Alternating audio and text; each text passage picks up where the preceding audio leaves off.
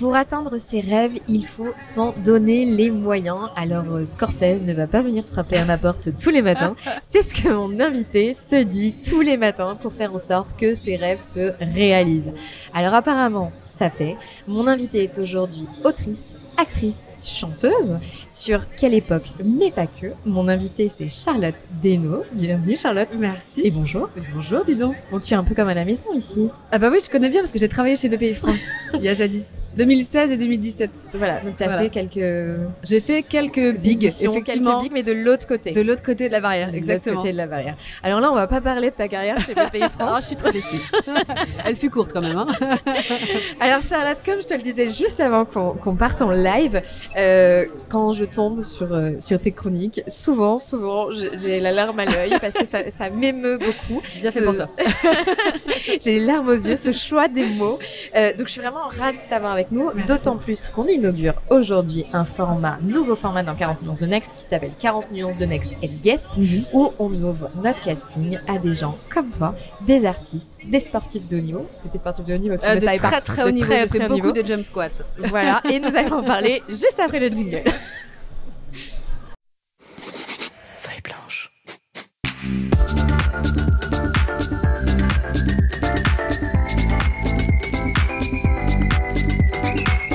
Nuances de Next. Alors je disais juste avant le jingle, si on ouvre nos médias à des artistes, à des sportifs de haut niveau, c'est parce qu'on pense vraiment que les sources d'inspiration, elles se trouvent pas que dans l'écosystème, mais aussi en dehors de l'écosystème. Et donc je suis vraiment ravie d'inaugurer cette série avec toi.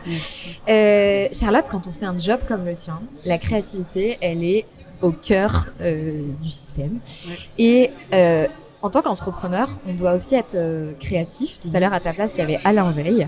Et Alain Veil me dit un entrepreneur, c'est un créateur au même titre qu'un peintre, qu'un dessinateur, qu'un musicien. Et donc, à titre très perso, mais je suis sûre que ça intéressera tous les entrepreneurs qui nous écoutent, je suis curieuse de savoir comment tu organises ta vie pour rester performante et créative. J'essaye de me nourrir le plus possible pour pas rester, tu vois, dans un champ de culture qui pourrait me scléroser ou m'empêcher de voir autre chose. Donc j'essaye d'aller voir des trucs parfois qui me correspondent moins, ou tu vois, pour aller choper de l'inspiration, tu vas voir les copains, tu vas voir des pièces de théâtre, du cinéma. Je lis beaucoup aussi. Et puis c'est vrai que chaque lundi il y a un peu cette espèce de, on remet, c'est vraiment page blanche, tu vois, on remet tout à zéro, les compteurs à la nouvelle liste d'invités. Exactement, on repart du début, quoi. Il y a rien et tout est possible. Donc il y a un côté génial parce que comme il y a rien, il y a tout à construire. C'est vertigineux parce que justement il y a plus rien, il faut tout refaire. Et donc chaque semaine, tu as cette espèce de continuum et d'entonnoir un peu qui arrive avec la fin de semaine, avec l'enregistrement de l'émission. Et en même temps, c'est grisant et c'est galvanisant parce que tu te dis, mais waouh, on va pouvoir inventer plein de trucs. On est une super équipe, tu vois, il y a les rédac chefs, la prod, tout ça. Enfin, c'est génial, on est tous ensemble. Il y a l'émulation de l'équipe. Il y a l'émulation de l'équipe, exactement. Et, les fichistes, journalistes qui font un travail remarquable et qui m'envoient tout un tas d'informations sur les invités, etc., ce qui permet d'éviter, tu vois, d'aller chercher où il faudrait pas. Ouais. Je vais aussi, bien sûr, moi-même chercher des choses sur l'invité. Mais ouais, faut aller chercher, faut se nourrir, faut bouffer, quoi. Tu vois, vraiment, faut aller chercher partout, quoi. Partout. Ouais. Quand tu marches dans la rue, quand tu t'écoutes les podcasts. Ouais. Moi, j'aime bien travailler dans les transports. Je sais pas pourquoi, il y a un truc un peu bizarre, mais je suis très efficace dans le bus ou dans le taxi. Donc, en venant, tu as écrit ta chronique, c'est ça? Bah, presque. Faut que je la termine d'ailleurs. Mais effectivement, il y a un truc, je sais pas, c'est fait d'être en mouvement. Il y a un truc, tu vois, qui te met. Faut avoir conscience de ça, de comment tu travailles, à quel endroit tu travailles bien. Faut se connaître bien aussi, quand même. Orelsan, il utilise ses notes sur son téléphone, donc quand il les perd, c'est la cata. Alexandre Astier, il raconte qu'il se réveille en pleine nuit et qu'il a un carnet sur lequel il écrit. Toi, tu as aussi ton petit carnet secret sur lequel moi, je m'envoie, c'est ridicule, je m'envoie des textos. D'accord. Voilà, j'ai un téléphone téléphone de merde. Et je suis nulle en plus avec la technologie, donc j'ai pas un truc de notes et tout machin. Et je m'envoie un texto. En plus, c'est débile, je le reçois une deuxième fois, donc j'ai des doublons de notes. Ça n'a aucun sens. Mais c'est comme ça que je fonctionne et ça me va. Et ça te va et ça fonctionne. Et ça me va, ça fonctionne très bien. Je ne les perds pas en plus, donc voilà, je les ai même en double, c'est parfait. Je crois qu'il y a quelque chose qui est un peu le nerf de la guerre quand même aussi pour réussir à être dans la performance, c'est le sommeil. Ah oui, c'est la clé de la réussite, mais même de la vie de façon générale. Moi, je pense que je pourrais tuer des gens en manque de sommeil. Vraiment, c'est-à-dire que Mais je me demande si c'est pas la première d'ailleurs chose qu'ils font au Mossad ou je sais pas quoi, tu vois, la première torture, je te jure, priver les gens de sommeil. Ouais. D'ailleurs, les jeunes mamans peuvent en témoigner, j'imagine. On peut très vite être irritable, hein. On sent qu'il y a quelque chose d'un peu compliqué à gérer. Mais même si tu te surprends à te dire, mais mon corps, quand même, tient, mais comment fait-il? Mais il y a des moments, je pense que t'es shooté par l'adrénaline dans nos métiers, quand même, ça te fait tenir. Faut faire attention parce que ton cœur il est fragile parfois, il peut être tachycardé, je suis un peu fatiguée. Et t'as toujours ce ventre mou, tu sais, quand tu sors de plateau, quand tu sors de scène, et la retombée, t'as l'impression d'avoir couru un marathon. Donc il y a ce truc corporel qui est très fort, qui est très instinctif, où t'as envie de te dépasser. Cette adrénaline-là, elle est porteuse. Mais effectivement, le sommeil, il faut récupérer parce que tu peux te faire croire au début à tort que tu es capable de pas dormir pendant je sais pas combien de temps, etc. Ce qui est possible, mais finalement sur un laps de temps assez court. Faut faire des siestes. Moi, je suis team sieste. Je suis une siesteuse. Mais là, tu me mets dans un coin, par terre, je m'en fous. Et hop, je switch on and off. Tu fais des power nap 20 minutes? Oui, même d'une heure et demie, ça me va. Je faisais ça chez BPI France, je me planquais sous le bureau après la pause déj. D'accord, maintenant on peut le dire. Maintenant je peux le dire et mes collègues me cachaient des bosses. Avec les manteaux? Ouais, bien sûr, mais parce que je ne pouvais pas après manger repartir. C'est impossible, j'ai la digestion genre qui m'assomme. Je dis ok, c'est ok, je fais des siestes. C'est pour ça qu'on enregistre à 12h30. Ouais, voilà. Et je mange après, et après je vais dormir. Ce qui est aussi, quand tu t'es lancé, donc tu le disais, tu t'es pas dit, t'as pas fait le cours Florent directement et je vais devenir une artiste. Non, t'as fait un parcours assez classique, école de commerce, puis job. Il y a une petite voix qui te disait, allez Charlotte, vas-y, c'est ça que tu veux faire. Ouais. Alors, ça m'intéresse de l'entendre, cette petite voix, mais ce qui m'intéresse aussi, c'est de savoir ce que les autres petites voix te disaient et ce qui t'empêchait d'y aller. Après, je crois que la petite voix, c'est un peu la voix de l'enfant de 4 ans que t'as au fond du bide. Ouais. Tu vois, le rêve de gosse que t'avais, où t'avais des papillons dans les yeux, tu te disais « Ah, j'aimerais bien faire ça ». C'était un peu waouh. Tu vois, c'est peu commun, finalement, de faire ça. C'est qui tes modèles? Comment Lara Fabian. Ah ouais. Moi, j'ai une passion Lara Fabian. Ah ouais, et vraiment, on doit avoir à peu près le même âge, je pense. C'est 88, moi j'étais un peu plus vieille, mais oui, c'est la même génération. Tu vois, évidemment, Star Club, tout ça. Enfin, et je l'ai regardée, je l'ai écoutée, je l'ai vue en concert et j'ai eu la chance en plus de la rencontrer et de chanter avec elle. Sur quelle époque, c'était incroyable. Je pense, je me rappellerai toute ma vie. Il y a eu un tunnel. À ce moment-là, il n'y avait plus qu'elle dans mes yeux. Et t'as pu lui dire que c'était grâce à elle? Ah bah bien sûr, je lui ai tout balancé. J'ai dit c'est ta faute tout ça. D'un seul coup, de rendre accessible un rêve, si tu veux, c'était un modèle. Et une voix et une âme qui te transperce. Effectivement, j'avais cette petite voix-là qui me dit vas-y, fonce. Et puis après, t'as une éducation, t'as une culture, c'est toutes les autres petites voix. Parfois, ça peut être des petites voix de tes proches qui ont finalement une forme de bienveillance maladroite. Oui. Ils ont peur pour toi. Ils te disent non, n'y va pas, attends, c'est super risqué. Et en fin de compte, si tu y vas, tu t'écoutes, t'es beaucoup plus à l'aise, tu te sens même mieux corporellement, tu respires, t'es à ta place, t'es droit dans tes bottes. Eux, ils ont peur, mais c'est pas grave puisque toi, t'es bien. Ouais. Et je crois qu'il faut s'affranchir de ce truc-là. Du qu'en dira-t-on, de la peur de tes parents, évidemment, qui se disent mais attends, mais elle est folle, elle quitte un CDI, mais ça va pas la tête ou quoi. Pour faire quoi? Intermittente du spectacle. Mais mon Dieu, mais quel enfer! Ils ont cru mourir. Mais moi, ça m'allait. C'est oser et tenter de passer. Bien sûr, tu fonces. Faut foncer. On n'a qu'une vie, c'est pas un brouillon, quoi. On y va. Et une fois que tu fonces, une fois que t'as pris ce rôle-là, t'es un peu comme un entrepreneur. T'es un peu toute seule. Ah bah t'es tout seul. Clairement, tu te réveilles le matin. Moi, j'avais décidé d'avoir le même rythme. Donc, je me dis, ok, j'ai mon réveil à 7h15. Il ne changera pas. Parce que le premier week-end où t'es en rupture conventionnelle, tu fanfaronnes avec les copines, tu bois du vin blanc, ouais, ça y est, je vais réaliser le rêve de ma life, machin. Ouais. Puis le premier lundi matin, tout le monde retourne bosser, puis toi, t'es face à ta réalité, à ta feuille blanche et à ton chômage. Ouais. Et en fin de compte, d'où effectivement cette fameuse phrase, Scorsese ne peut pas venir taper à ta porte. Il faut aller, toi, entre guillemets, j'allais dire taper à la porte de Scorsese, c'est très prétentieux, mais tu vois, c'est-à-dire aller chercher les choses, rester dans un rythme, tu deviens ton propre patron, ton propre comptable, ton propre service juridique, voilà. Et tu t'attendais pas à tout ça? En fait, je crois que j'avais conscience de ce que ça voulait dire parce que j'ai beaucoup travaillé en production audiovisuelle, donc mine de rien, j'ai utilisé cette force-là comme outil. Ouais. Je suis ok, les tableurs Excel, je connais. Donc je faisais des mailings, des machins, et je me faisais des propres reporting à moi-même. Ok, j'ai envoyé tel mail à telle heure, Bidule m'a répondu à telle heure, machin, je l'ai relancé, il m'a pas répondu. Ça permet de voir la marge de progression, comme on parle de progression. Exactement. Ça te permet d'avoir ta marge de progression et te dire ouais, il y a encore du taf, ma cocotte. Mais j'ai pas rien foutu aujourd'hui. J'ai pas rien foutu et en fait, je crois qu'il faut rendre concret un rêve. Si tu veux le réaliser, il faut tuer le fantasme. C'est ça pour moi la clé. Tuer le fantasme. Si tu restes dans le fantasme du rêve, il se passera rien en fait.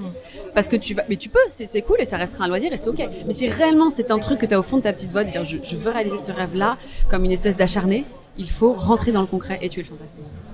Et le parallèle est très vrai avec celui qui lance sa boîte, Ouais, bien sûr. qui est encore avec sa rupture co ou qui a le chômage et qui lundi matin se lève et qu'il faut qu'il rende concret cette boîte. Bien sûr. Et puis au début, je veux te dire clairement, tu as l'impression de faire le tapin. T'es tout seul et tu te vends toi-même en plus. Ouais. Tu te prends des portes de saloon dans la gueule, t'es là, t'as l'air insolite, t'y retournes une fois, deux fois, les castings on te dit bah non, c'est pas grave, Allez, tu mets ton ego de côté, ça va le faire. Ouais. Si t'y crois pour 1000, il faut y croire plus que les autres en fait. Et avoir des convictions très fortes. Ouais, tu te dis allez, c'est pas grave. En fait, si j'ai 9 refus, eh ben j'aurai la 10e fois, ça va le faire. J'aurai une validation, ça va le faire. Et ça l'a fait. On va y revenir après. On est sur Big cette année, le thème c'est le progrès. Ouais. Toi tu nous as dit, moi je progresse en apprenant des mots. Ouais. C'est quoi le dernier mot que tu as appris? Ah, le dernier mot que j'ai appris. Pétrichor. Et alors? Eh ben le pétrichor, j'espère que je dis pas de bêtises, c'est l'odeur de la terre après la pluie. Et en fait, c'est une espèce d'enzyme ou je sais pas quoi qui est sécrétée par le gazon, enfin tu vois les plantes vertes, quoi, la terre, qui remonte à la surface, qui permet d'être libérée une fois que la pluie est tombée et que ça a fini par sécher. Je crois que c'est ça, pétrichor. Et il sera dans ta prochaine chronique, pétrichor? Ah, chiche, peut-être. Allez, chiche. Tous à regarder samedi soir quelle époque pour savoir si pétrichor. Je sais pas si je vais réussir à le placer dedans. On te lance le défi, Charlotte.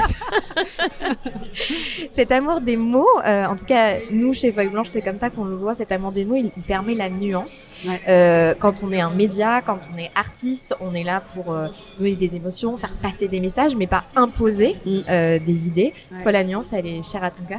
Ah, elle est hyper importante parce que je trouve qu'on est aujourd'hui dans une ère très clivante où il faut être tout blanc ou tout noir, avoir un avis sur tout. Parfois, en tant qu'artiste, on nous demande un positionnement et moi, je suis désolée, je l'ai pas. En fait, il y a des choses sur lesquelles je suis pas politologue, tu vois, je suis pas, j'en sais rien, géo, je sais pas quoi, je suis pas éditorialiste. Enfin, il y a des choses sur lesquelles c'est pas que j'ai pas d'avis, si tu veux, mais d'une, il me regarde aussi, c'est vrai, parfois, je reconnais, il me regarde, j'ai pas forcément envie de le donner. Et je trouve que à partir du moment où on donne son avis, on a l'impression de prendre un risque. Tu vois, on est dans une ère où effectivement les réseaux détournent le contexte d'une interview, par exemple, sortent un tout petit extrait et d'un seul coup, t'es devenu nazi. Tu vois, donc c'est très dangereux, je trouve, de manquer de nuances. Ouais. Et c'est ce qui manque aujourd'hui, je trouve, à la société, à tous les débats qui font que il faut nécessairement, être très tranché, et comme s'il fallait être dans un désir d'exister, émettre un positionnement très clair et très marqué, alors que je suis pas sûre. Je dis pas qu'il faut nécessairement être la Suisse tout le temps, c'est pas ça. Ouais. Juste avoir un peu de nuance, écouter ce que l'autre te dit en face, remettre en question ton positionnement.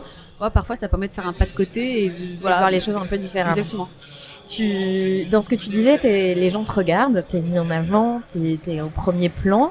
Toi, tu as fait le choix, notamment dans tes chroniques, dans quelle époque, d'utiliser le déguisement. C'est une manière de mettre une distance entre Charlotte et son personnage, ou... Alors, il y a plusieurs raisons. Il y a déjà des raisons éditoriales. On fait de la télé, donc on a envie que ça soit on a l'image, bien sûr. Faire un show, c'est comme quand tu vas au théâtre, si tu es dans un spectacle d'époque, tu mets une jolie robe d'époque qui va avec une jolie étoffe, etc.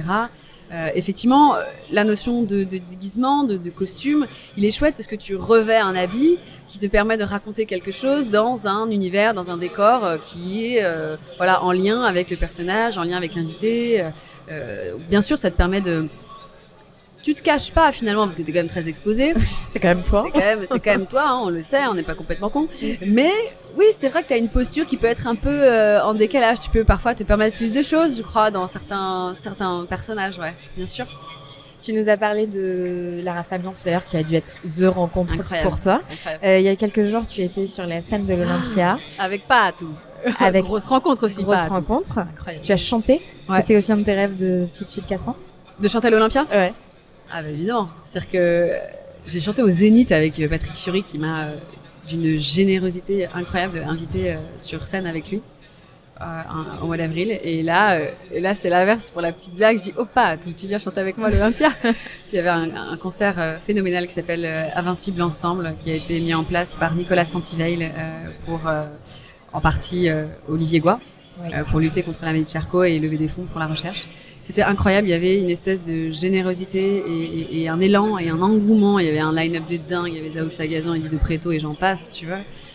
Et toi il y avait Charlotte Desnaux. J'étais pas la plus grosse tête d'affiche quand même, on va pas se mentir. Et on a chanté avec Patrick Fiori, Corsica. C'était incroyable, effectivement, chanter à l'Olympia.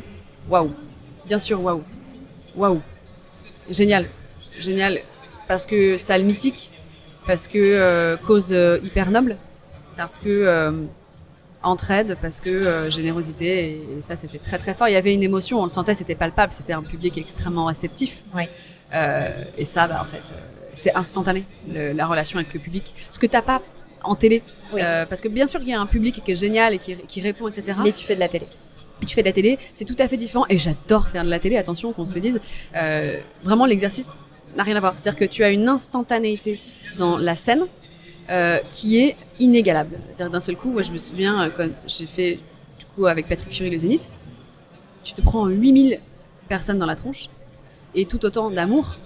J'ai pas dormi après. C'est-à-dire que j'ai bien dormi avant, tu vois, j'ai fait mes siestes et tout. Après, je n'ai pas dormi. Il fallait pendant... redescendre de cette excitation. J'avais une adrénaline qui était tellement puissante. C'est phénoménal. Je vois malheureusement le temps qui c'est passe, terrible, qui je passe fais très des vite. digressions. On va devoir faire un format long, hein, c'est obligé. Mais avant de se quitter, on va quand même faire une rubrique qui me tient à cœur parce que je pense que tu as des choses intéressantes à nous dire. On envoie moi président.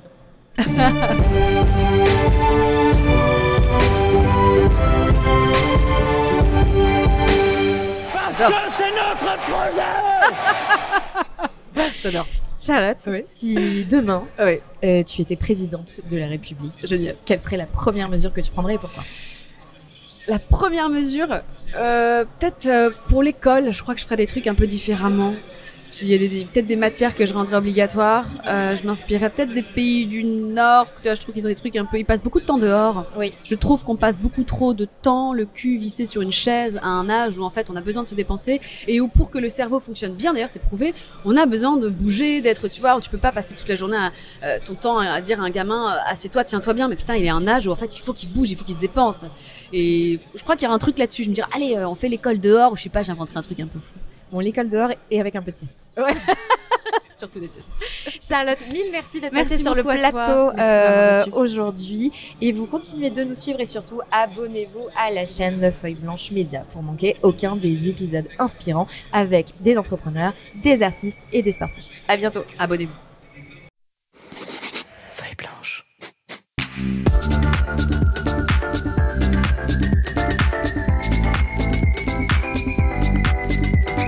« 40 nuances de Next ».